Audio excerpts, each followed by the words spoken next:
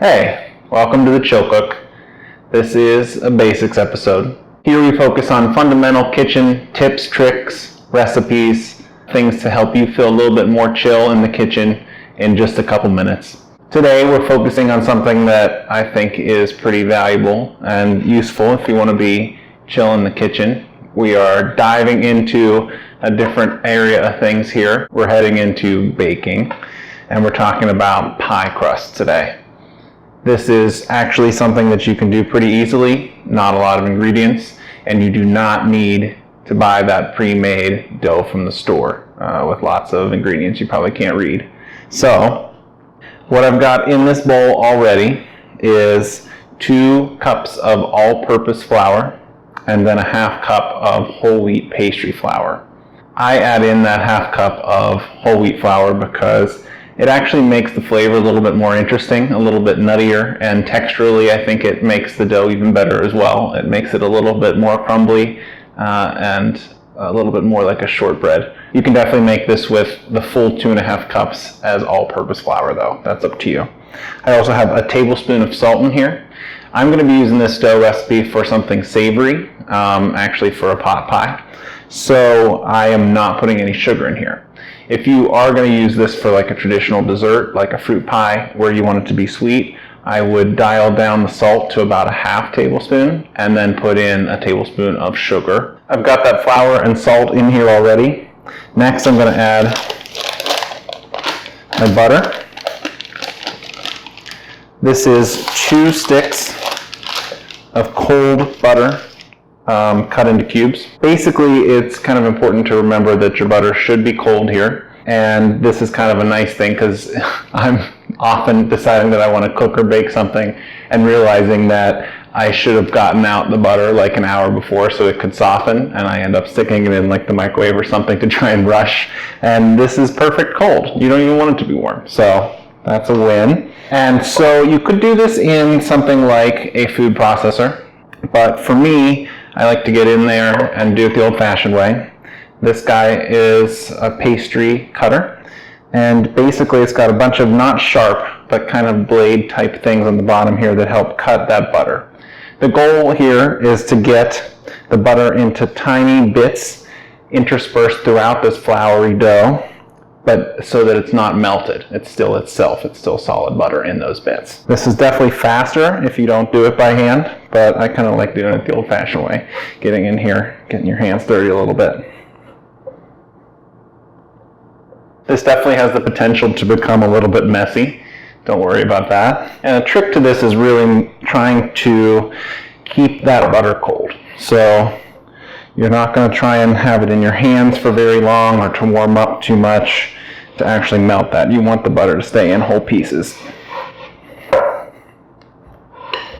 Don't fret if you don't have one of these pastry cutters. They're pretty cheap to get. They're available at most places that sell kitchen supplies. And like I said, you could get your food processor out and go for it with that as well. Okay, so I've been working at this for a couple minutes, and you know you're getting there whenever you start to get sort of a crumbly, sandy texture. That's perfect.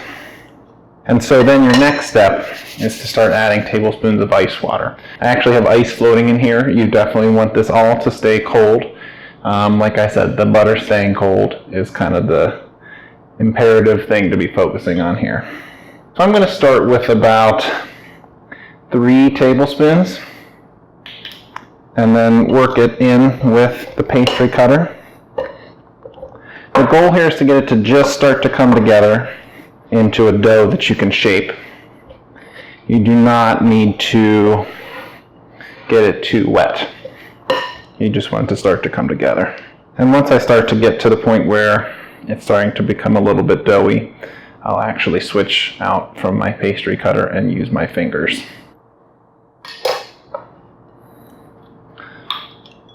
Just add water as you think it's needed until you see it start to come together into a dough. You want to work pretty fast once you go in with your hands because obviously they're warm and can start to melt that butter, which you don't want. And honestly, the amount of water you'll need will vary.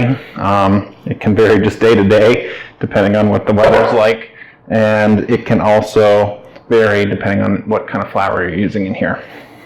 So this is starting to pack together. And so next it's ready for me to turn it out onto my board here and shape it. You don't want to overwork it at all. That'll melt the butter. You want this to be a pretty short dough. So short dough is really exemplified in shortbread. If you're used to a shortbread cookie, that's a short dough. It's pretty flaky and crumbly. And you can see here I'm not really going to work it too much at this point now that it's coming together. I'm just going to flatten it out a little bit, press it down with my palm, and then maybe get it into 2 chunks. And these 2 chunks are going to end up being our top and bottom crust. So try to make them fairly even. You'll notice these are still pretty crumbly. That's good. It's not overworked. And now, a step that you can't skip. Now you've got to let these rest. I can tell you that I've learned the hard way that you cannot skip the resting step, period. Basically, this lets the dough kind of relax from all that moving and compressing and mixing that we've just done. If you don't let it rest, you're never going to get it rolled out. It's going to shrink up and be like real hard once you bake it. It's going to be a complete waste of your time if you don't do this. Minimum of about 30 minutes.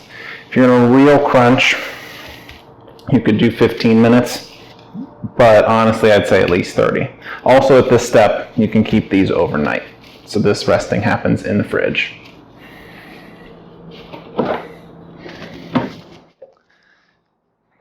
And that took all about 5 or 10 minutes. You got dough ready in the fridge, a little bit of a cleanup to do here, and see you in about a half hour. All right, so the dough has been resting for a while, and now it is ready for us to work with it.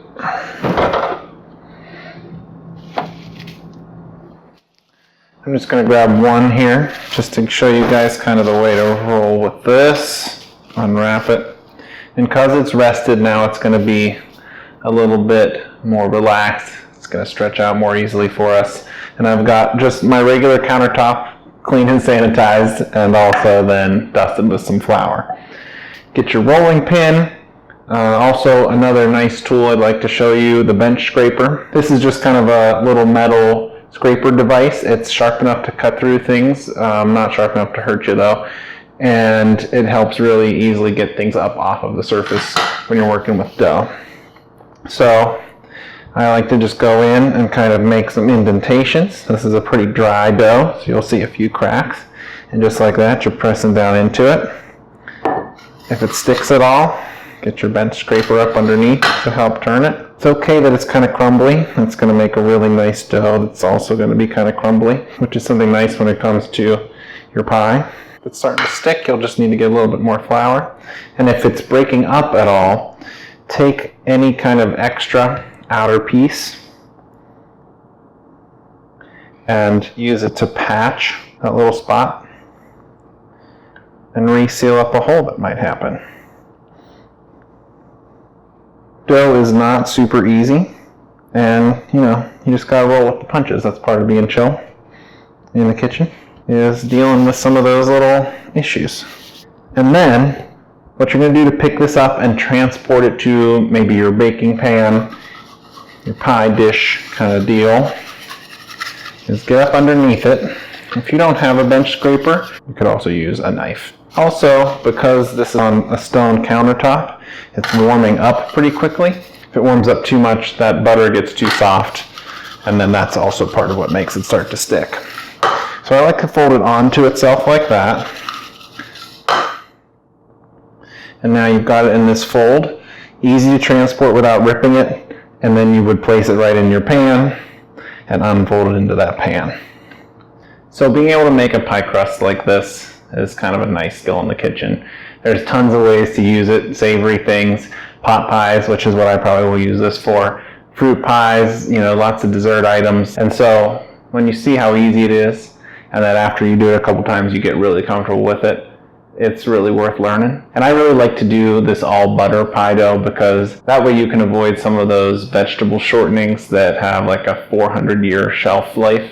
Those are probably not super good for you, and all natural butter is pretty straightforward. So that's how I like to choose.